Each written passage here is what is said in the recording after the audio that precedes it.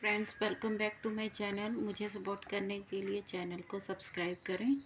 आज का विषय है शब्द और वाक्य। शब्द माने वर्ड्स और वाक्य मतलब सेंटेंसेस। तो चलिए जानते हैं पहले शब्द के बारे में। जैसे आदमी, गृह, पेड़, ये सब क्या है? शब्द। लेकिन अगर शब्दों को जो उनकी ध्वनियाँ हैं उनको अगर अच्छे से मेल बिठा के नहीं लिखा जाएगा तो वो शब्द जो होगा वो मीनिंगफुल नहीं होगा। जैसे द आ मी, द आमी, द आमी का तो कोई मतलब नहीं है। Me the uh, me the आ का भी कोई मतलब नहीं है जब तक कि इनको इनकी प्रॉपर जो सीक्वेंस है उनके हिसाब से नहीं लिखा जाएगा। इनकी प्रॉपर सीक्वेंस आएगी आ द मी, आदमी। ठीक है। ध्वनियों के ऐसे मेल शब्द नहीं कहलाते हैं क्योंकि इनका कोई अर्थ नहीं होता है।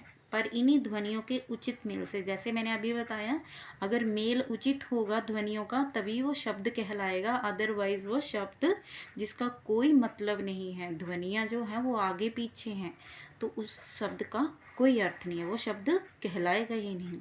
विभिन्न ध्वनियों को निश्चित क्रम में जोड़कर बनाए गए अर्थवान एवं स्वतंत्र ध्वनि समूह को शब्द कहते हैं। ठीक है। शब्द आप जानते हैं कि हम शब्दों का प्रयोग वाक्यों में करते हैं।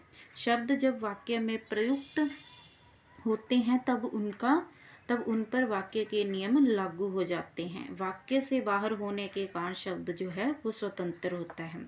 वाक्य में प्रयुक्त होने वाले शब्द की स्वतंत्रता समाप्त हो जाती है। अब शब्द जो है अपने आप में, शब्द जो है वो क्या है? स्वतंत्र है जब तक कि वो वाक्य में नहीं बंधा हुआ है। ठीक है। लेकिन जब शब्दों को मेल के कोई वाक्य बना दिया जाता है तो कोई शब्द जो होता है वो इंडिपेंडेंट नहीं होता है। ठीक है। इस तरह शब्द की तीन प्रमुख विशेषताएं होती हैं। जैसे शब्द विभिन्न ध्वनियों के मेल से बनता है। ठीक है। जैसे अभी बताया आ द मी, आदमी। शब्द का कोई ना कोई अर्थ अवश्य होता है। शब्द वो अपने आप में तभी कहलाएगा जब उसका कोई ना कोई अर्थ होगा। ठीक है। जब किसी चीज़ का कोई अर्थ ही नहीं है तो वो अपने आप में शब्द कहलाएगा ही नहीं। शब्द स्वतंत्र होता है। एक अकेला शब्द है, अलग अलग शब्द हैं। ठीक है। तो तब वो स्वतंत्र हैं।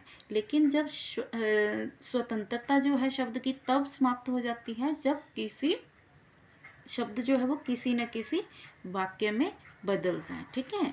नेक्स्ट देखते हैं। बातचीत करते समय हम वाक्यों का प्रयोग करते हैं। ये वाक्य शब्दों से बनते हैं। नीचे कुछ वाक्य दिए गए हैं, इन्हें पढ़िए और बताइए कि कौन सा वाक्य सही है। ठीक है। वाक्य के बारे में जानेंगे। जैसे कि मैंने बताया, वाक्य जो हैं वो शब्दों से बनते हैं।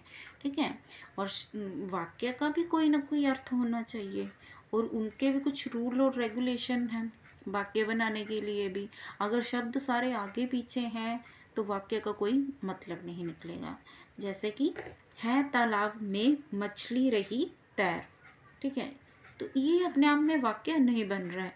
रही है तैर में मछली, तालाब नहीं, इसका भी कोई मतलब नहीं निकल रहा है। तालाब में मछली तैर रही है। ठीक है। तो ये जो वाक्य है इसका अपने आप में अर्थ निकल रहा है, इसको हम वाक्य बोल सकते हैं। लेकिन ये जो है वो वाक्य नहीं है। आगे देखेंगे।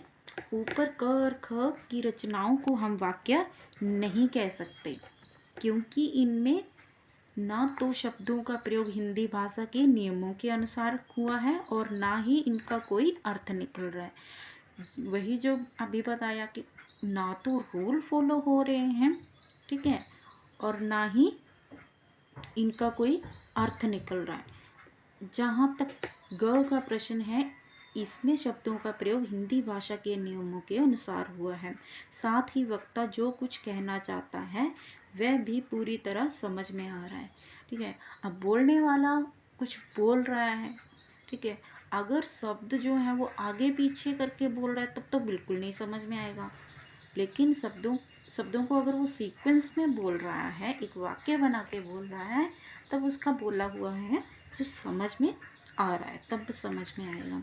शब्दों को निश्चित क्रम में जोड़कर बनी ऐसी रचना जो वक्ता के कथन को पूरी तरह से व्यक्त करती हो। अगेन, शब्दों को अपने क्रम में लिखना। ठीक है, कि बोलने वाला क्या बोलना चाहता है। ये तभी पॉसिबल है जब जो वाक्य है वो सीक्वेंस में लिखा जाए या बोला जाए, तभी बोलने या लिखने वाले की बात जो है वो समझ में आती है। और इसी को हम वाक्य बोलते हैं। जैसे वाक्य कहाँ भी हमने रूप पढ़ा, तालाब में मछली तैर रही है। ठीक है, ये शब्दों को सीक्वेंस में अरेंज किया गया है, कौन सा शब्द कहाँ आएगा, तभी वो वाक्य जो है वो मीनिंगफुल हो रहा है। ठीक है, तो इसी तरह से